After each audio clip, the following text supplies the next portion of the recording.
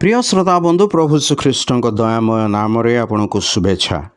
Matthew लिखित सुसमाचार एक अध्यायर 21 रु 23 पद मध्य प्रभु श्रीख्रीष्ट जन्म संबंध में स्वर्गदूतों साक्ष्य आमे एहीपरि पाठ करूँ।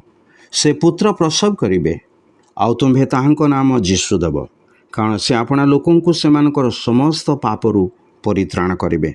भाववादी द्वारा प्रभुंक उक्त एही वाक्य जेपरि सफल हुए एथि निमंते एही समस्त घटिला। देख, जड़े कन्या गर्भवती होई पुत्र प्रसव करेंगे आउ लोके ताहांको नाम इम्मानुएल देबे। एही नामर अर्थ आंभमानक सहित ईश्वर। प्रभु श्रीख्रीष्टंकर जन्म एक आश्चर्यजनक घटना थिला। यह कौनसी प्रकार आकस्मिक भावे घटी नथिला, मात्र यह घटिबा पूर्वरु अनेक भविष्यत वक्तांक द्वारा ईश्वर एही विषय को जणाइथिले। यह ईश्वरंकर प्रेमर एक अद्भुत चित्रण अटे।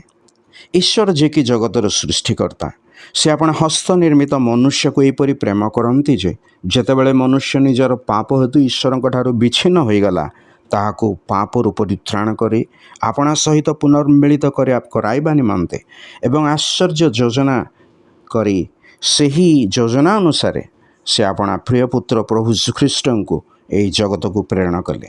जेपरी पापी मनुष्य मन परिवर्तन करे, ईश्वरंक प्रति फेरिब, पुणी ईश्वरंकर सहित मिलित होई ताहांक सहित रहिब, एहा से इच्छा कले। तेणु एठारे आमे एहीपरि पाठ करू। देख, जड़े कन्या गर्भवती होई पुत्र प्रसव करेंगे आउ लोके ताहांक नाम इम्मानुएल देबे। एही नामर अर्थ आंभमानक सहित ईश्वर। आंभमानक सहित ईश्वर।